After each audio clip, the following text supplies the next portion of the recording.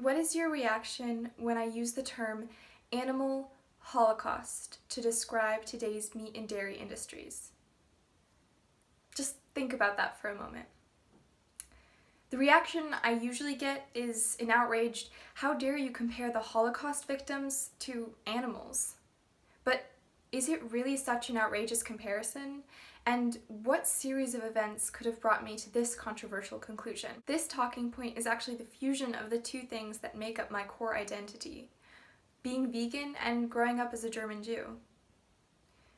Before I became vegan, I actually grew up as a vegetarian. Now, growing up as a vegetarian made me the target of plenty of jokes. I never did quite understand what the motive was. I mean, did the other kids just think it was okay to harm animals? How is it possible that we live in a world where people are bullied for choosing a lifestyle that causes less suffering? This exact thought crossed my mind when I learned about the close relatives of my grandparents who had been murdered in the Holocaust. How is it possible that so many people participated in something that was so obviously evil? I needed answers, and now that I have one, I'm here to share it with you. In order to find this answer, I first researched the roots of human supremacy, and then took a closer look at all the parallels between Nazi death camps and the animal agriculture industry, and lastly, contemplated the ethical distinctions between humans and other animals. Speciesism, the assumption of human superiority to all other animals, began around 11,000 years ago with the agricultural revolution. This is when people began planting crops and harvesting them, as well as domesticating and exploiting animals. With the agricultural revolution came the notion that humans were separate from other animals. This hierarchy instilled a divide between us and other animals, and this divide is the reason that few of us think twice before biting into the flesh of another animal.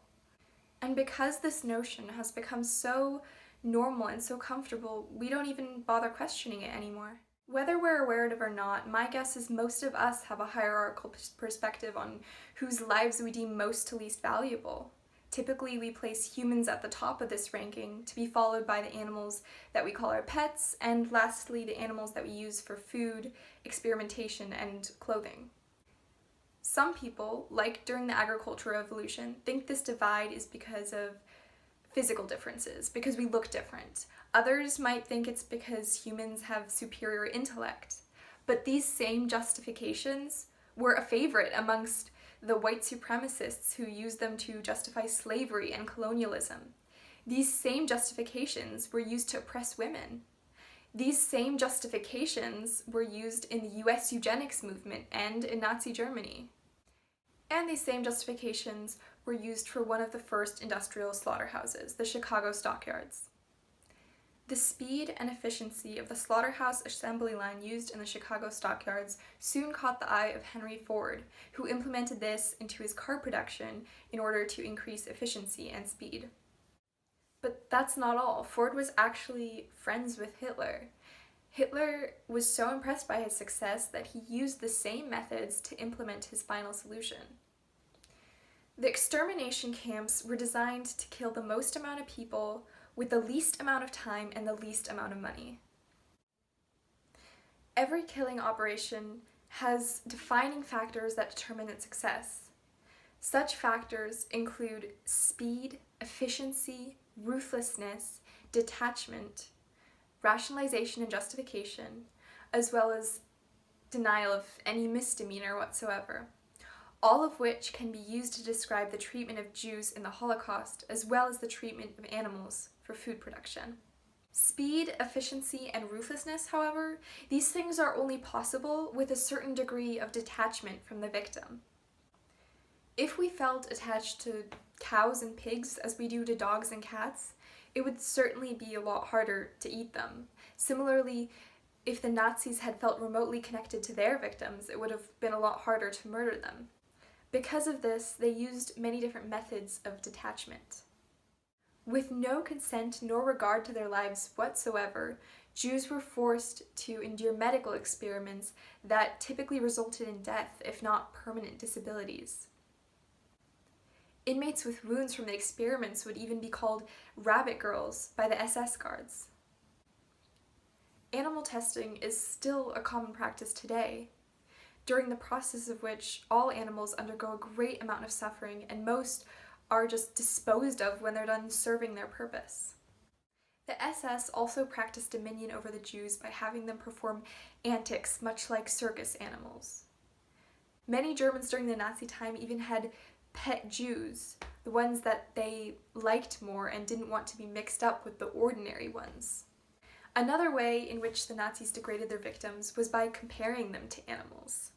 The Nazi regime managed to convince the public that it was necessary to exterminate the Jews by comparing them to lice, vermin, parasites, as well as rats, dogs, and pigs. After degrading the victim, the guilt and hesitation that usually comes with killing someone is alleviated. And this guilt is alleviated even more when the killing is done in what was called a humane manner. Contrary to what you and many other people may believe, gassing didn't end with the demise of the Second World War. In fact, on pig farms all around the world, it is standard practice to lower pigs into a chamber of carbon dioxide until they suffocate. Not only is this legal, but it is also considered the most humane method. Now, that's not exactly the word I would use for lowering a terrified sentient being into a gas chamber. In this context, it is also interesting to note that the word humane was used in the context of the Holocaust as well. Hitler himself referred to the way in which he killed Jews as humane, when death to a gas chamber is all but humane. This is because the humaneness was not for their benefit at all, but rather for the conscience of the perpetrator. Of course, gassing is also the most efficient killing method, thus the appeal to Hitler and today's pig farms. Yet another method of detachment is in the use of euphemisms. A euphemism is a milder indirect word used to substitute an otherwise blunt term when referring to something unpleasant. These euphemisms serve the purpose of easing our conscience. For example, the use of the word leather instead of dead skin, or beef and pork instead of cow and pig. Another example includes the use of the term artificial insemination, which is used in the cattle industry to describe the forced impregnation of a cow, also known as rape. Going to the supermarket and choosing animal products with labels such as cage-free or organic leave us feeling like we've made an ethically sound choice, when in reality, these animals are crammed by the thousands and sent to the same slaughterhouse as the rest of the livestock. Euphemisms were also used in Nazi propaganda as a means of maintaining a general willful ignorance amongst the German public. Some examples of which include the use of the terms euthanize and special treatment instead of murder and slaughter. Others include the final solution, more commonly known as the complete annihilation of all Jews in Europe. And others include processing, which actually means the selection and killing of people. The general public didn't want to know the details of an extermination, nor do most people today want to look beyond the walls of the slaughterhouse. Most of us claim to be against violence and animal cruelty, of course, and yet at the same time we're participating in a system that perpetuates cruelty and suffering. We're actively contradicting our beliefs with our actions. Just like Nazi propaganda convinced the German public that the Aryan race was the ideal, today's mainstream media brainwashes the public into believing that we need animal products for things like protein and strong bones when science has proven this premise to be false. Now, I'm not here to tell you that we're exactly the same as pigs or dogs or cats. Perhaps one of the biggest differences between us is actually the use of verbal language and a frontal cortex, which has allowed us to develop abstract thinking, complex language, and self-awareness. But can we morally justify our treatment of them based solely off of likeness or intellect? I can tell you that's exactly what the Nazis did. How come it is not only normal, but widely accepted to eat, experiment on, and wear non-human animals when the same action on a human would be deemed criminal or evil? Animals can suffer in much the same ways that humans can. Their emotions and sensitivity are often even stronger than those of human beings. So what distinguishing attribute do humans possess that justify these acts of violence towards animals? The simple answer is there isn't one. I'm well aware that many would still argue that our moral considerations simply don't extend to animals, but this is exactly what the Nazis said about the Jews. The idea that one species has the right to exploit another that is weaker, also known as the principle of might makes right, paved the way for unthinkable atrocities such as the Holocaust. How can we expect peace amongst humans until we cease to harm the most vulnerable? Once we have achieved this, peace amongst humans becomes possible. The words going vegan sound a lot scarier than they actually are. I mean, humans are by nature herbivores. We spent 98% of evolution as primates with a practically vegan diet.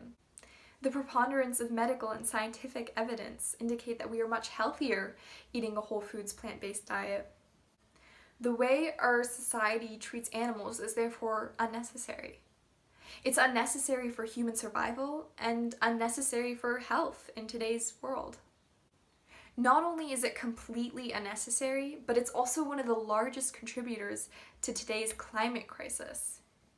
Animal agriculture wastes precious resources like soil and water, and directly impacts world hunger, as these same soil and water resources could feed nearly twice our population if used to grow plants for our consumption rather than for animal feed. Animal agriculture produces dangerous antibiotic resistance, as well as pandemics such as MERS, SARS, H1N1, and the current COVID-19 pandemic. Denying the cruelty that occurs behind the walls of a slaughterhouse is clearly dangerous, as it leads us down the same path that led us to the Holocaust. But what can we do against these horrifying crimes? How can we be on the right side of history? Well, we each have control over the daily choices we make as a consumer at the supermarket or in our meals 3 times a day. These seemingly trivial decisions have direct influence on how many animals are killed, are tortured, are raped for the sake of our 15-minute meal. For some perspective, just in this past hour alone, the same number of animals have been slaughtered as the people murdered in the 4-year Holocaust. And this continues every hour of every day. So I'd like to ask you once more, what is your reaction when I use the term animal holocaust to describe today's meat and dairy industries? As a German Jew, my own family story includes grandparents and great-grandparents who had their loved ones ripped away from them and murdered in Nazi death camps based off of this same hierarchical ideology. Entering adulthood, I am inheriting a world full of suffering and violence on a dying planet. How long will we continue to normalize this Holocaust? How long before we stop participating in it on a daily basis? Being willfully ignorant is being complicit. As Martin Luther King once said, there comes a time when silence is betrayal. And that time has come.